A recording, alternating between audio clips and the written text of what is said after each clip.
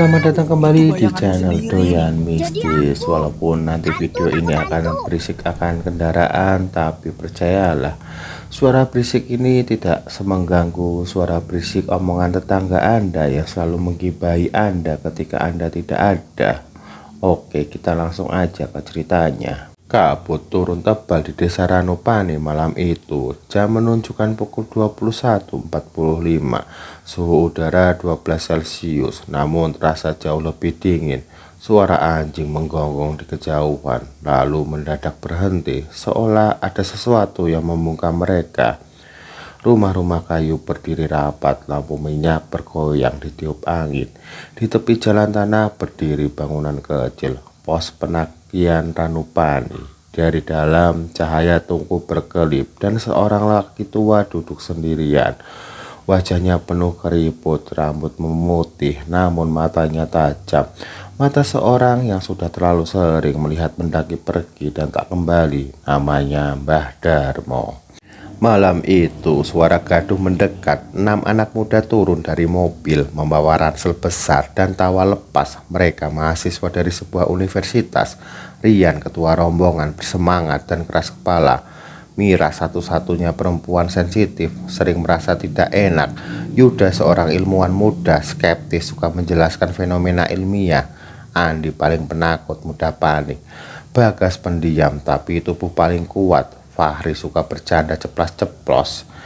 Mereka masuk ke pos mendaftarkan diri. Rian menyodorkan KTP dan uang registrasi, masih dengan senyum lebar. Pak, kami mau naik Semeru. Target puncak 2 hari, turun 3 hari lagi. Mbah Darmo menulis perlahan, lalu mendongak. Tatapan lamanya seolah menembus. Kalian berenam? Tanyanya. Iya Pak, jawab Rian.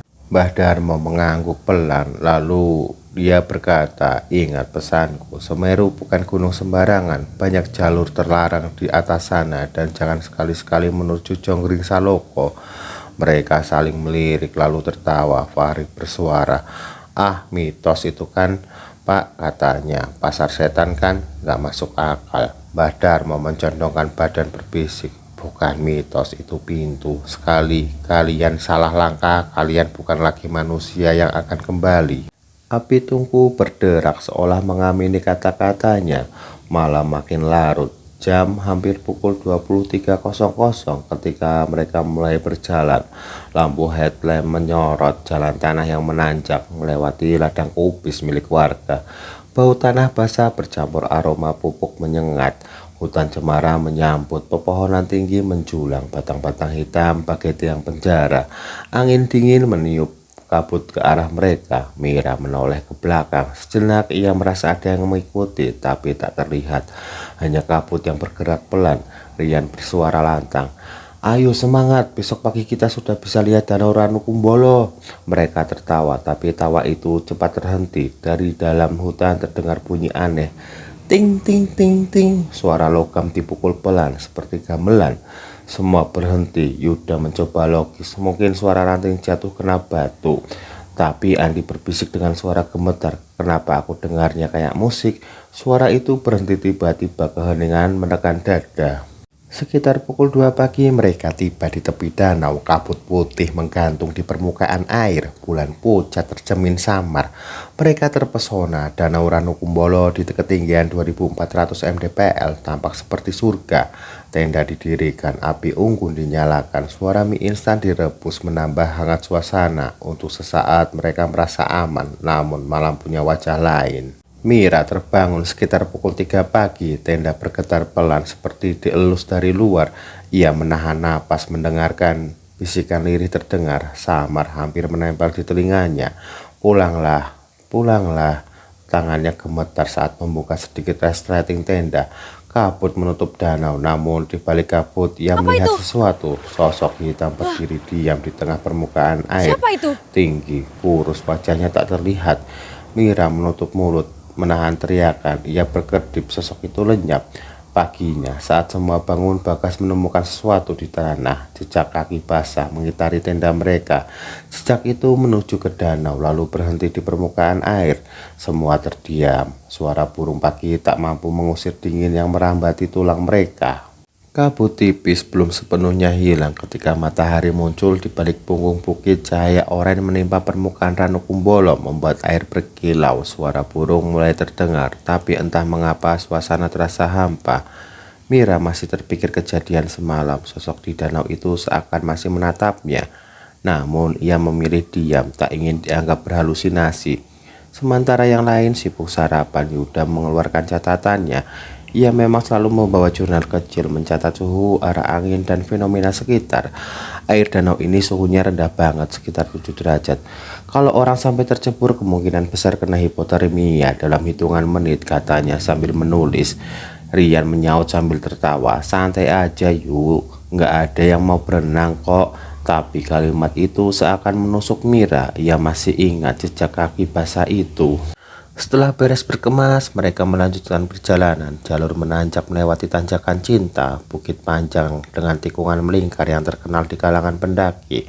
Fahri yang suka bercanda berkata sambil terengah. Katanya kalau kita nggak nengok ke belakang di tanjakan ini, cinta kita bakalan abadi.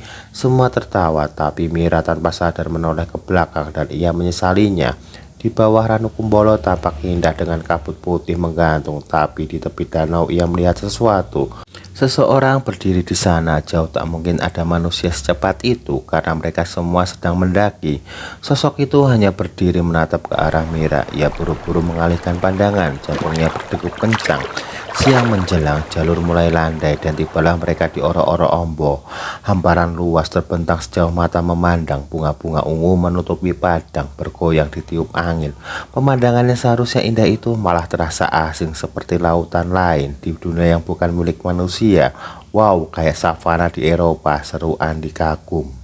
Yuda menjelaskan ini sebenarnya tanaman invasif Verbena brasiliensis, nggak asli Semeru, tapi udah kayak nyebar cepat. Bunga ini bisa bikin ilusi optik, kalau dilihat lama orang bisa salah arah. Ilusi optik, tanya Mira pelan. Iya, pandangan bisa kayak bergetar, bikin kita merasa ada gerakan yang sebenarnya nggak ada, Mira bergidik. Mereka berjalan menyeberangi Oro-Oro Ombo. Matahari sudah miring. Cahaya kuning keemasan membuat bunga-bunga ungu berkilau. Tiba-tiba Bagas berhenti. Kalian lihat nggak? Semua menoleh. Di kejauhan ada sosok wanita bergaun putih berjalan pelan di antara bunga. Gerakannya anggun seakan menari, rambutnya panjang menutupi wajah. Pendaki lain kali, kata Rian cepat meski suaranya terdengar ragu. Mereka melanjutkan jalan, tapi saat senter diarahkan, sosok itu hilang. Hanya bunga ungu yang bergoyang seperti habis dilewati sesuatu. Oro-Oro Ombo semakin terasa ganjil. Mereka merasa sudah berjalan lurus, tapi tiba-tiba kembali ke tempat yang sama. Bunga ungu itu seperti tak ada ujungnya. Yuda membuka kompas, jarumnya berputar aneh, tidak stabil. Kompasnya kacau, mungkin ada kandungan magnetik di tanah, katanya mencoba tenang. Tapi Mira berbisik, atau memang ada sesuatu yang gak mau kita keluar dari sini. Angin bertiup kencang, bunga-bunga ungu bergerak bersamaan, menimbulkan suara gesekan seperti ribuan bisikan halus. Andi mulai panik. Kita muter-muter, tadi kita udah lewat pohon itu. Mereka berhenti mencoba menenangkan diri, tapi saat menoleh ke belakang, matahari hampir tenggelam, langit berubah jingga kelam. Mereka memutuskan memasang tenda di tepi padang sebelum gelap total. Angin malam menusuk, suhu turun drastis. Saat yang lain tidur, Mira terjaga. Dari celah tenda ia melihat hamparan bunga ungu diterpa sinar bulan, indah sekaligus menyeramkan. Tiba-tiba bunga-bunga itu bergoyang lebih kencang, seperti ada yang berjalan di antaranya. Sosok putih muncul lagi, lebih dekat kali ini. Kepalanya menunduk, rambutnya menjuntai. Mira menahan napas. Sosok itu berhenti tepat di depan tenda. Lalu terdengar suara lirih retak seperti berasal dari tanah. Kenapa masih di sini? Pulanglah. Mira membeku ketika ia berkedip. Sosok itu lenyap, tapi di tanah tepat di depan tenda terlihat bekas pijakan kaki lebih dalam dari pijakan manusia biasa. Matahari terbit membawa cahaya tipis seolah tak mampu sepenuhnya menyingkirkan kegelapan dari Oro-Oro Ombo. Mereka berkemas cepat mencoba melupakan kejadian malam itu. Langkah mereka menanjak melewati padang rumput jambangan. Dari kejauhan puncak Mahameru tampak jelas, kerucut abu-abu yang menjulang dengan kepulan asap putih yang keluar tiap beberapa menit. Lihat guys, itu ada puncak Semeru, seru Fahri. Semua terdiam bukan karena takjub semata, melainkan karena ada rasa gentar yang sulit dijelaskan. Kawah itu hidup, bernapas, dan seakan menatap balik ke arah mereka. Sore menjelang ketika mereka tiba di Kalimati, sebuah dataran luas di ketinggian 2700 mdpl, dikelilingi hutan cemara raksasa. Suara burung perlahan menghilang. Tempat ini sering dipakai untuk camp terakhir, jelas Yuda. Ia menunjuk papan kayu reot bertuliskan dilarang mendaki saat kawah erupsi. Mereka mendirikan 2 tenda, api unggun dinyalakan, aroma kayu terbakar bercampur dingin malam. Namun sejak awal ada yang aneh. Andi berbisik, kayak sepi banget ya, nggak ada suara serangga sama sekali. Mira mengangguk, hutan ini terlalu sunyi, bahkan untuk hutan di ketinggian. Sekitar pukul 11 malam, angin bertiup kencang, tenda mereka bergoyang, suara desir daun cemara terdengar seperti bisikan orang banyak. Fahri terbangun, ia mendengar sesuatu langkah kaki di luar tenda, pelan tapi jelas, tok, tok, tok. Ia menahan napas, langkah itu mengitari tenda, berputar, berhenti, lalu terdengar lagi. Dengan gemetar, ia membangunkan Rian. Bro, dengar enggak? Rian membuka mata, mendengarkan, wajahnya langsung tegang. Itu bukan hewan, itu langkah manusia. Tapi siapa? Mereka menahan diri untuk tidak keluar. Lalu tiba-tiba tenda mereka diguncang keras. Semua terbangun, teriakan panik bercampur suara kain tenda yang diremas dari luar. Rian berteriak, siapa di luar? Tak ada jawaban, hanya suara langkah yang menjauh lalu hilang ke dalam hutan. Ketika pagi tiba, mereka memeriksa tanah di sekitar tenda. Ada jejak sepatu, banyak, jauh lebih banyak dari jumlah mereka berenam. Mira menghitung, ini lebih dari 10 jejak, padahal semalam cuma kita di sini. Yuda mencoba menenangkan, mungkin ada rombongan lain lewat. Tapi Andi menunjuk papan catatan di pos jalur pendakian. Tadi kan cuma kita yang berangkat malam. Kemarin harusnya nggak ada orang lain sampai sini secepat ini. Suasana hening, mereka saling bertukar pandang. Siang itu mereka berjalan-jalan di sekitar Kalimati untuk mencari kayu bakar. Saat kembali, Bagas tiba-tiba berhenti. Kita hitung deh, 1, 2, 3. Mereka berdiri berjajar. Rian menghitung cepat.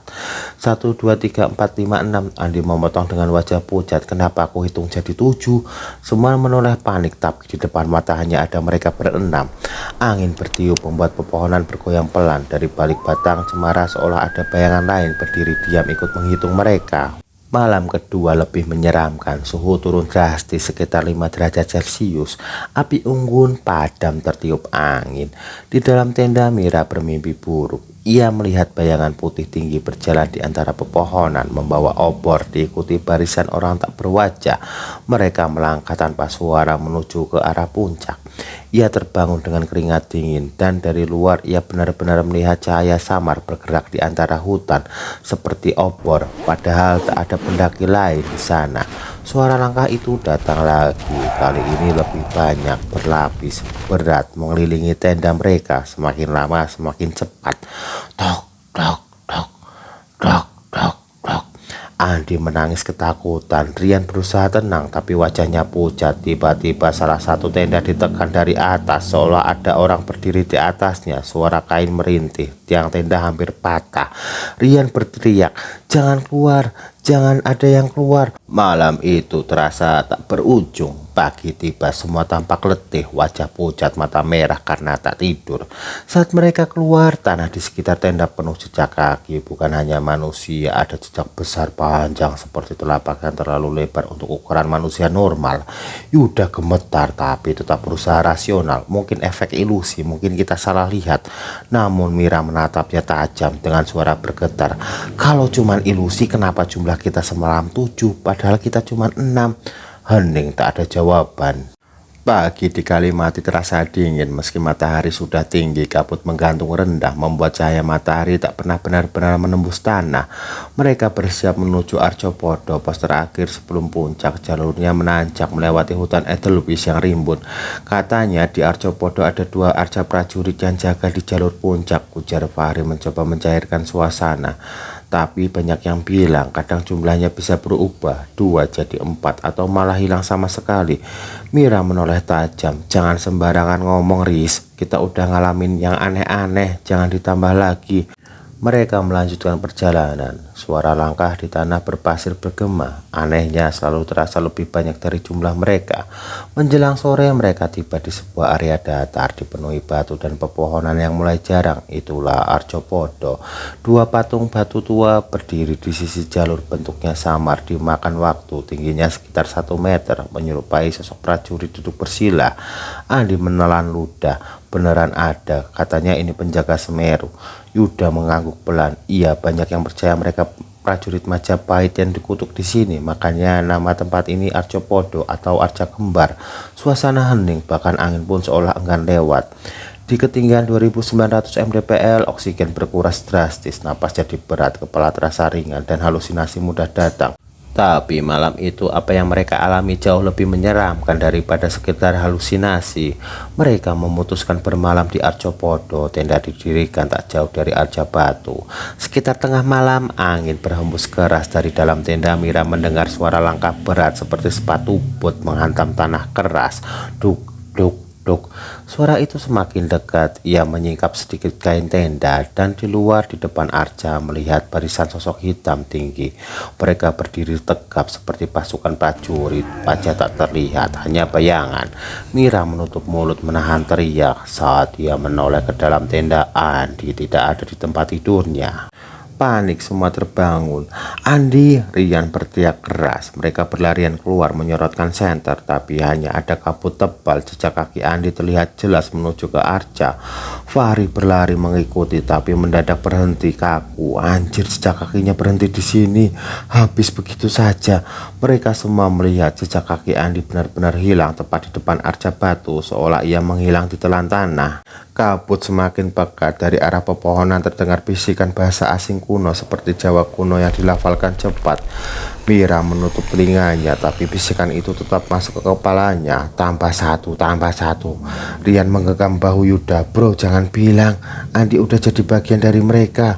Yuda tak menjawab, wajahnya pucat. Di malam itu mereka terpaksa bertahan di tenda tanpa Andi. Suara langkah prajurit terus terdengar, berkeliling seolah menjaga. Kadang terdengar bunyi logam beradu seperti pedang ditarik dari sarung.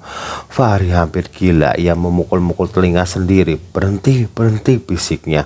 Saat matahari muncul, kabut mulai terurai. Arca Kembar masih berdiri, tapi hanya satu.